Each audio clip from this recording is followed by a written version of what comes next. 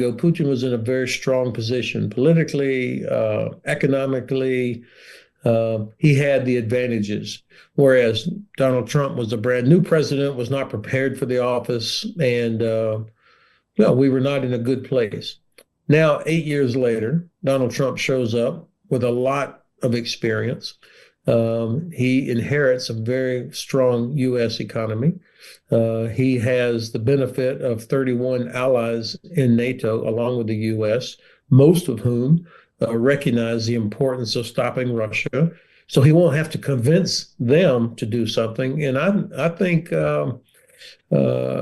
President Trump, hopefully, I don't know this, but hopefully he will use that leverage to force Russia to leave or to accept some sort of an outcome that is favorable to Ukraine. I mean, he can continue to allow everything that the Biden administration was doing, plus. I mean, the system is already in place. All he has to do is say, give more, faster. Or he could use economic tools more effectively than the Biden administration did. Stop Russia from exporting oil and gas, for example, through the so-called shadow fleet out of the Baltic Sea and the Black Sea. Cut that off. And Russia is no longer able to sell oil and gas to China and India. That would, I think, have a significant impact. These are the kind of things that Trump could do. But do you believe that it would be enough to stop Vladimir Putin? I think Putin will keep going until he realizes he can't win.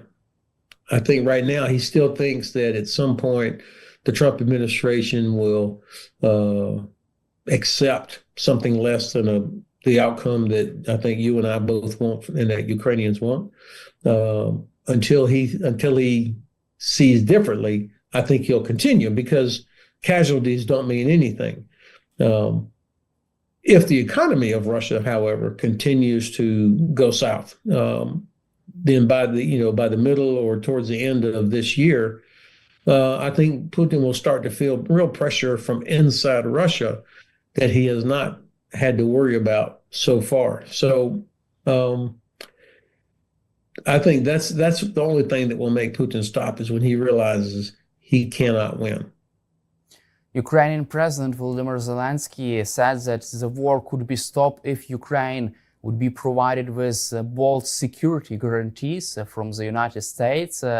What kind of security guarantees Trump's administration could provide Ukraine with, from your perspective? Well, of course, the only true security guarantee is NATO membership. And unfortunately, the Trump administration has not indicated that they are in favor of this. There are many or several European countries that also are not yet in favor of it. But if the U.S. were to say, no, this is important, we will clear the way, we will help, we will do all these things, then I think most European countries could be persuaded. So NATO membership is the key. Now, the fact that the Mr. Trump has not shown any support for this so far, is not a good thing. But because I don't believe he is driven by ideological or moral things, but more about power and U.S. interests, I think he could change his mind quickly if he were to see that it's in the best interest of the United States that Ukraine becomes a member of NATO. That's why I still hold out some hope that this could happen. Now, short of NATO membership, of course, having U.S. troops and other European troops, Canadian troops inside of Ukraine with real capability, that would be helpful. But they would have to have a real mission. They would have to have all the necessary things like air and missile defense, counter drone capabilities. What would they be there for? I think this is the kind of thing that would help, but it would not have the same security guarantee that, say, obviously NATO membership would have. And what is your assessment of the Kit Kellogg's plan on freezing the front lines and also deploying European peacekeeping forces without American U.S. boots on the ground in Ukraine? Well, of course, General Kellogg's a couple of things he said give me hope. Number one, he said publicly, Russia cannot be trusted. That's a very important starting point for any negotiation with Russia, is to acknowledge that they cannot be trusted. The second thing is he has emphasized the importance of Ukrainian sovereignty. That's important. But I think that if you start talking about in any negotiation that allows Russia to keep what it has, especially Crimea, I think is a bad deal. As long as Russia controls Crimea, they will be able to block access into Azov Sea. They will be able to threaten the Odessa, Kherson, and Mykolaiv ports, and they will always be ready to launch the next attack that will surely be coming in the next 2 or 3 or 4 years. So I have a problem with us putting pressure on Ukraine to give up territory for the sake of peace, when at the same time you acknowledge that Russia cannot be trusted. On the subject of a peacekeeping force, a good example of how to do it is the NATO IFOR, the implementation force that went into Bosnia in 1995. First of all, they had a real mandate. Second of all, they had a real agreement, the Dayton Peace Accord, to be implemented. And then NATO went in with a significant force that had air, land, and sea capabilities. They had all the things that were needed to be a credible deterrent force.